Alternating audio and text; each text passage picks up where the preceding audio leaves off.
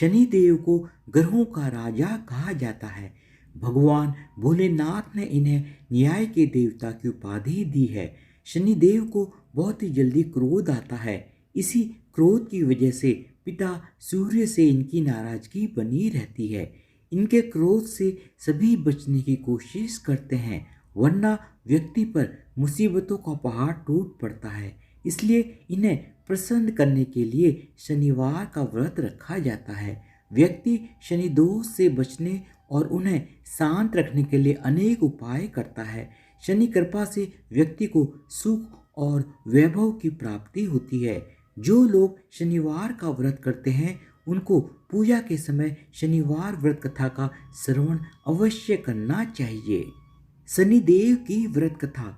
एक बार सभी 9 ग्रहों सूर्य, चंद्र, मंगल, बुध, बृहस्पति, शुक्र, शनि, राहु और केतु में बहस हो गई, कौन सबसे बड़ा है।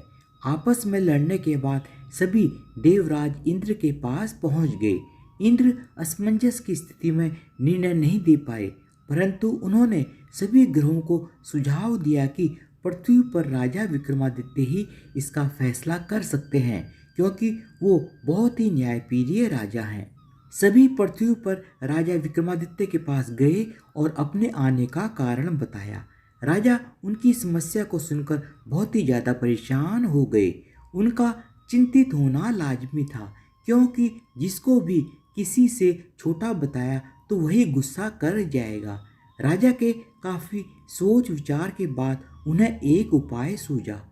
उन्होंने स्वर्ण, रजत, कांस्य, पीतल, सीसा, रांगा, जस्ता, अभ्रक और लोह से 9 सिंहासन का निर्माण कराया। उन्हें उपयुक्त क्रम में रख दिया गया। सबसे निवेदन किया गया कि क्रमानुसार सिंहासन पर आसन ग्रहण करें। शर्त रखी गई कि जो सबसे अंतिम में सिंहासन पर आसन ग्रहण करेगा वही सबसे छोटा माना जाएगा, जिसकी वजह से शनिदेव सबसे बाद में आसन प्राप्त कर सके और सबसे छोटे कहलाए।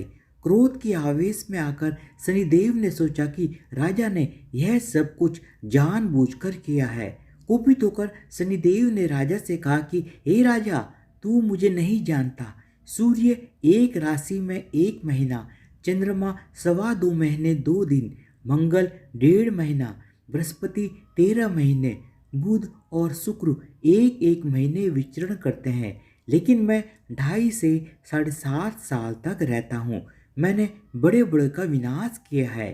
श्री राम की 7.5 आने पर उन्हें जंगल जंगल भटकना पड़ा और रावण की आने पर लंका को बंदरों की सेना से परास्त होना पड़ा।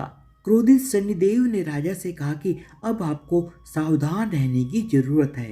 इतना कहकर शनिदेव कुपित अवस्था में वहां से चले गए। समय गुजरता गया और कालचक्र का पहिया घूमते हुए राजा की 7.5 आ ही गई।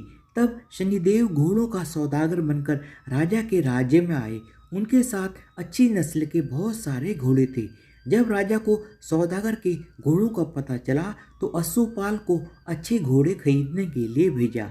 अश्वपाल ने कई अच्छे घोड़े खरीदे। इसके अलावा सौदागर ने उपहार स्वरूप एक सर्वोत्तम नस्ल के घोड़े को राजा की सवारी हेतु दिया।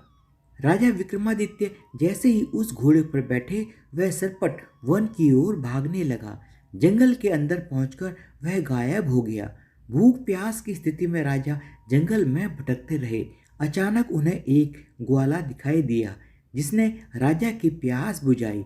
राजा ने प्रसन्नता में उसे अपनी अंगूठी देकर राजा नगर की तरफ चल दिए। वहां एक सेठ की दुकान पर पहुंचकर उन्होंने जल पिया और अपना नाम वीका बताया। भाग्यवश उस दिन सेठ की खूब आमदनी हुई थी। सेठ खुश होकर उन्हें अपने साथ अपने घर ले गया। सेठ के घर में एक खूंटी पर एक हार टंगा हुआ था जिसको खूंटी निगल रही थी। कुछ ही देर में हार पूरी तरह से गायब हो गया। सेठ काम से कहीं बाहर चला गया था। जब सेठ वापस आया तो हार गायब था। सेठ को लगा कि विका ने उसे चुराया है। सेठ ने विका को कोतवाल से पकड़वा दिया और दंड स्वरूप राजा ने उसे चोर समझकर उसके हाथ पैर कटवा दिए। अपंग अवस्था में उसे नगर के बाहर फेंक दिया गया। तभी वहां से एक तीली निकल रहा था जिसको विका पर दया आ गई। उसने विका को अपनी गाड़ी में बैठा लिया। विका अपनी जीप से बैलों को हाँकने लगा। कुछ समय पश्चात राजा की शनि दशा समाप्त हो गई। वर्षा काल आने पर विका मल्हार गाने लगा। एक नगर की राजकुमारी मनभावनी ने मल्हार सुनकर मन ही मन प्रण कर लिया कि जो भी इस राग को गा रहा है वो उसी से ही विवाह करेगी। उन्होंने दासियों को खोजने के लिए भेजा, परंतु वापस आकर उन सभी ने बताया कि वह एक अपंग आदमी है। राजकुमारी यह जानकर भी नहीं मानी और अगले दिन ही वह अनशन पर बैठ गई। जब लाख समझाने पर भी राजकुमारी नहीं मानी, तब राजा ने उस तेली को बुलावा भेजा और विका से विवाह की तैयारी करने को कहा गया। विका से राजकुमारी का विवाह हो गया। एक दिन विका के सपने में शनिदेव ने आकर कहा, देखा राजन, तुमने मुझे छोटा बताकर कितना दुख झेला है।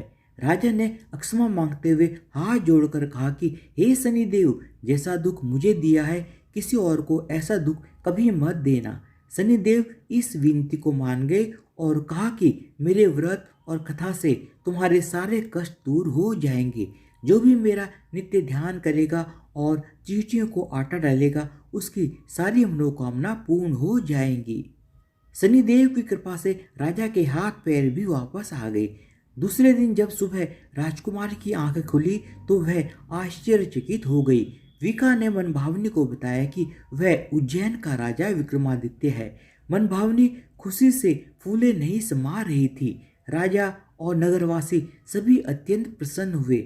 सेठ ने जब यह सुना तो वह पैरों पर गिरकर क्षमा मांगने लगा। राजा ने कहा कि यह सब शनिदेव के कोप का प्रभाव था और इसमें किसी का भी कोई दोष नहीं है। सेठ ने निवेदन करते हुए कहा कि मुझे शांति तभी मिलेगी जब आप मेरे घर चलकर भोजन करेंगे।